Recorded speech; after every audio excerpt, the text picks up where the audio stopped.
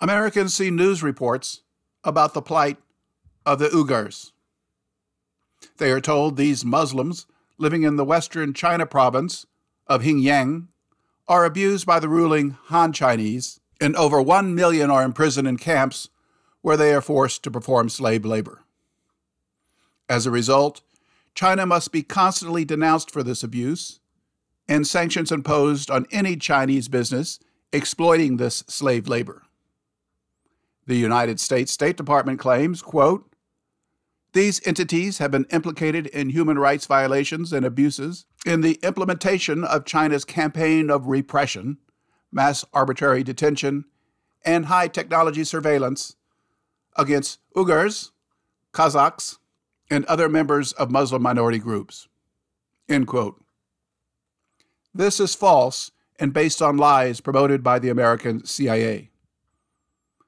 There are prisons in Xinjiang, and American reporters can find people unhappy with the Chinese government, which you can see by searching for the term Uyghur.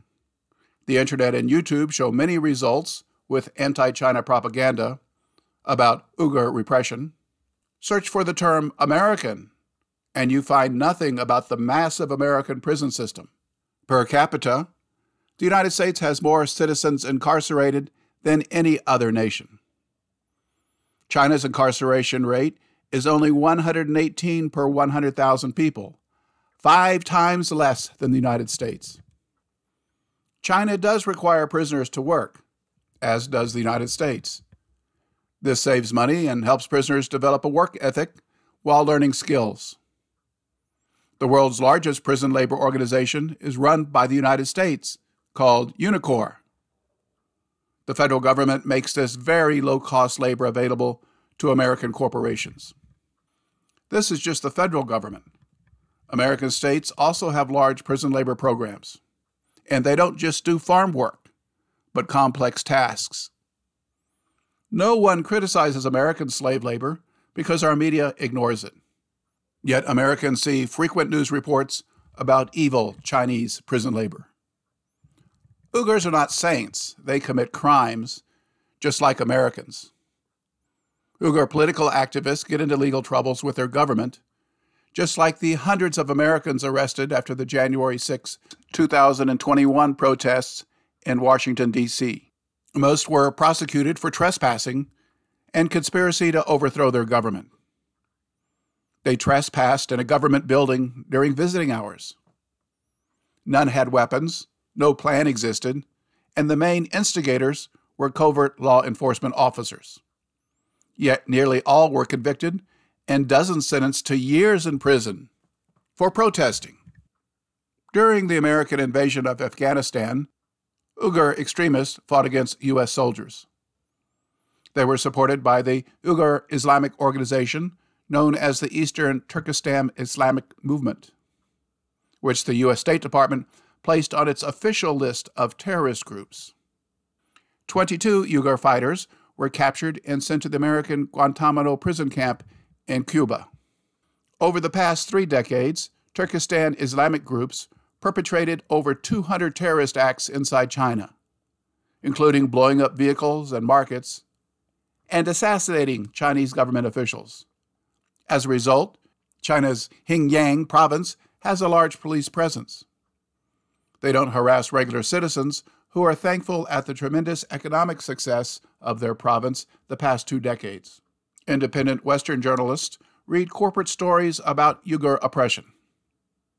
Several traveled to Xinjiang and found these were lies. I linked 2 such videos in the description. Even regular Xinjiang tourists post video on YouTube showing a clean, prosperous society with no signs of repression. Propaganda about the Uyghur perils began a decade ago as part of a major CIA anti-China propaganda campaign. The American economy has suffered as China took the lead in international trade. For decades, America's wealth was devoted to maintaining and expanding its empire. Domestic needs like education, factory innovation, and infrastructure improvements were neglected, while billionaires shipped American industries and jobs overseas. The world is abandoning the U.S. dollar as the nation faces bankruptcy. The United States bullies nations with sanctions for not following its imperial dictates. It gave up outperforming China and uses its influence to try to weaken China with economic sanctions justified by fake propaganda. The CIA uses its propaganda organizations to demonize China. The National Endowment for Democracy is the biggest and spends millions of dollars each year to produce anti-China propaganda. It also created and funds organizations like the Network of Chinese Human Rights Defenders, the Uyghur Human Rights Project, and the Campaign for Uyghurs. These have offices in Washington, D.C., staffed by covert CIA officers who hire immigrants from China and pay them well. Rushan Abbas heads the Campaign for Uyghurs, where she advocates for Uyghur rights, regularly appears in the media, and delivers public remarks in universities and forums to draw attention to the Uyghur cause. She is pictured here with CIA ally and warmongering neocon Senator Marco Rubio.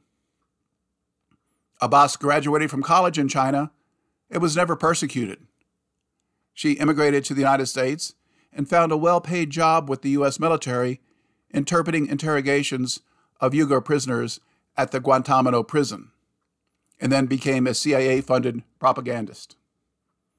The CIA's propaganda campaign ramped up in 2018 with news in corporate media that the United Nations had condemned China for its slave labor camps in Xinjiang.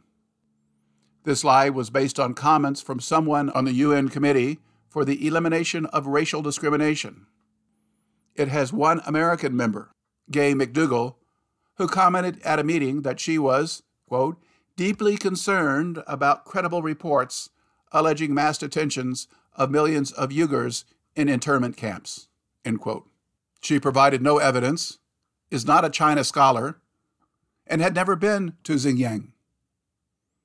A spokesman for the UN Office of the High Commissioner for Human Rights confirmed in a statement to investigative journalists at The Gray Zone that the allegation of Chinese slave labor camps was not made by the United Nations, but rather by a member of an independent committee that does not speak for the United Nations.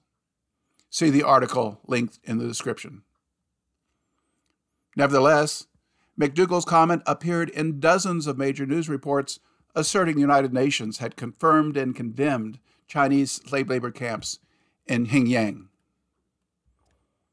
China's Muslims are not forced to live in walled areas like in Israel. They are not bombed and slaughtered. The United States raises no objection to Israel's brutal effort to deal with Muslim terrorism. In 2021, a famous American human rights expert, Alfred de Zayas, provided a brief summary on the lies about China's Uyghur oppression.